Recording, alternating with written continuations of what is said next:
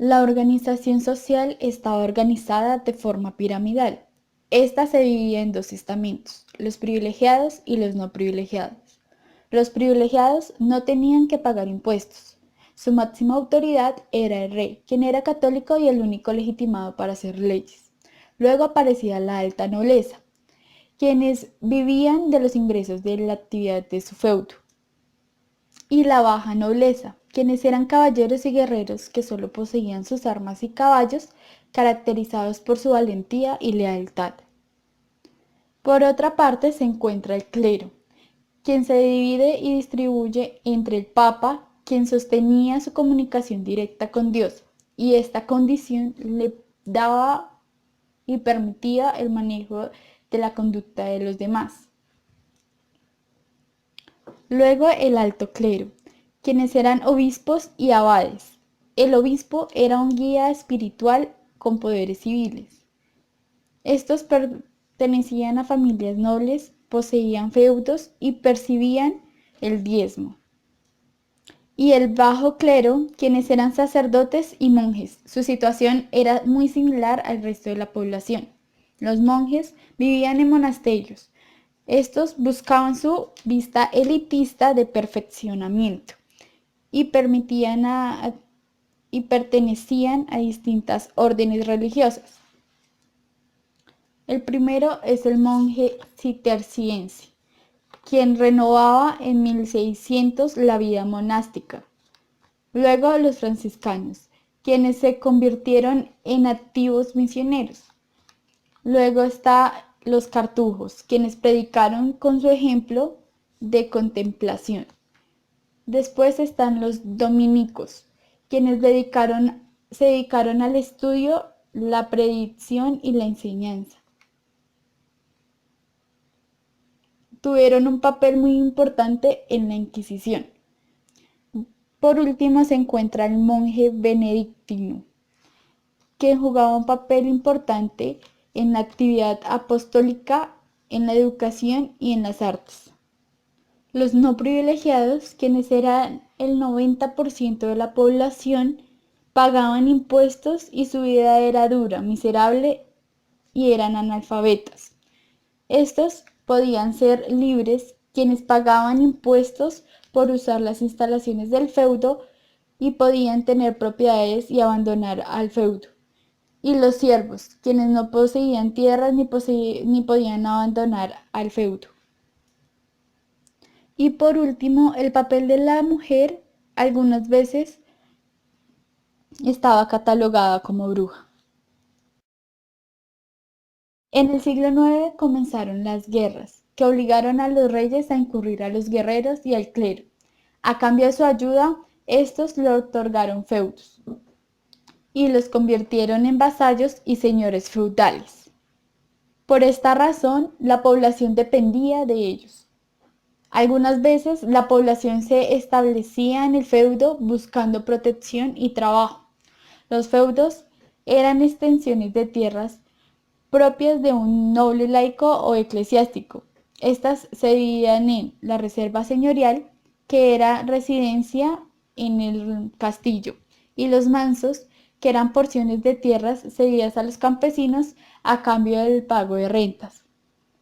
Los señores feudales disponían de otros poderes en su feudo: dictar órdenes y leyes, juzgar y castigar, cobrar impuestos por el uso del molino, el horno y la prensa, imponer peajes por atravesar sus dominios. Por otro lado, en 1478 surge la Inquisición. Su objetivo era limpiar de herejes el país. La economía del feudo era autosuficiente. Se consumía lo que se producía sin recurrir al exterior. La agricultura era la principal actividad del feudo.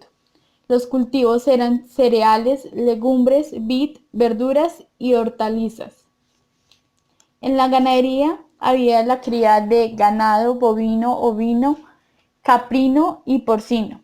Se obtenía la leche, carne, pieles y lana. Los bueyes se utilizaban para tirar de los carros y arados. La cría de caballos para la guerra. En el comercio Se mantiene el comercio interior en mercados locales y ferias, pero desde el siglo XI crecen nuevas rutas marítimas y aumentan las ferias comerciales y los mercaderes, con nuevos productos, tales como la sal, el vino, los tejidos, el pescado y los útiles de hierro. La cultura de esta época estaba regida por la Iglesia, que fijaba obligaciones como el rezo, la Eucaristía, la confesión y comunión y la caridad. En los monasterios, los monjes formulaban 3 votos: la obediencia, la pobreza y la castidad. Sus actividades eran la oración, el trabajo en la biblioteca, la enseñanza, el trabajo en el huerto y el cuidado de pobres y enfermos. La arquitectura de esta época era de arte románico, religioso y muy simbólico. Los elementos básicos eran los tipos de planta, el alzado, las cubiertas, gruesos muros, columnas y pilares, arcos y tribunos. La decoración románica tenía 3 funciones: moralizante, que era estimular la fe del creyente; didáctica, que mediante imágenes daba fuente de información; y decorativa. En cuanto a la escultura en piedra, esta se hacía sobre capiteles y portadas, con temas religiosos, de figuras vegetales y geométricas, y con escenas de la vida cotidiana. Los 4 personajes más destacados del periodo oscurantista fueron: primero, Roger Bacon. Fue un filósofo, científico y geólogo.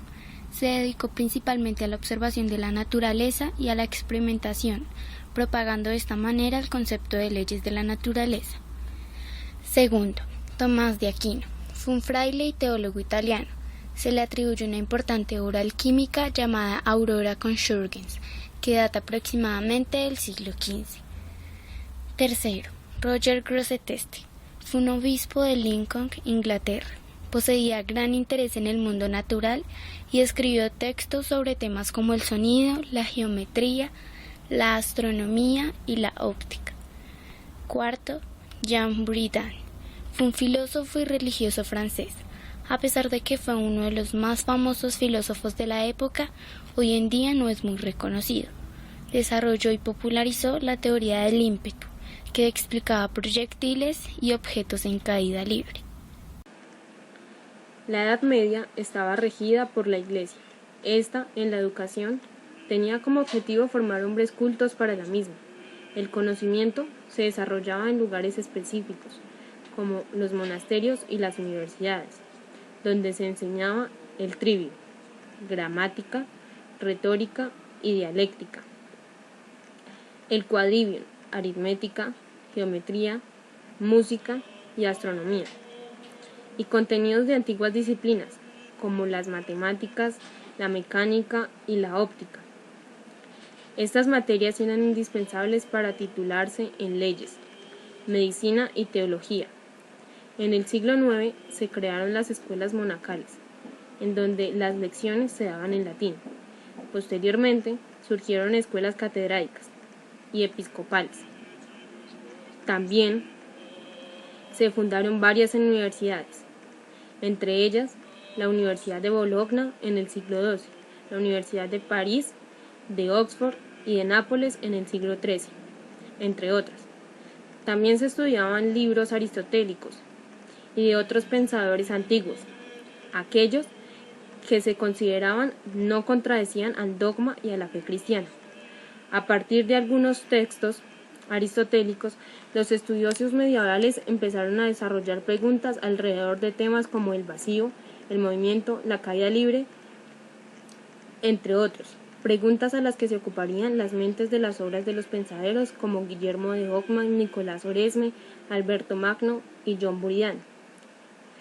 Esta época fue muy limitada en avances científicos y artísticos, ya que si se desarrollaba algún pensamiento que no fuera acorde con la Iglesia y se saliera de sus estatutos, era castigado cruelmente, con torturas impuestas por la Inquisición. Así que toda aquella persona que se atreviera a ver más allá y expusieran sus ideas científicas eran tachadas de blasfemia, herejía o brujería.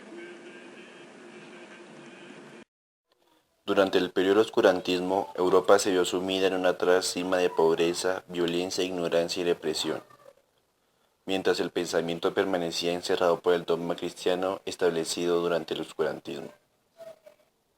Es por esto que surge la literatura vernácula, aquella que no estaba escrita en latín, y de esta misma manera se produce el desarrollo de las universidades, que bajo la influencia de la Iglesia se concentraron en un modelo teocéntrico y abarcaban tres facultades, siendo estas la medicina, el derecho y la teología.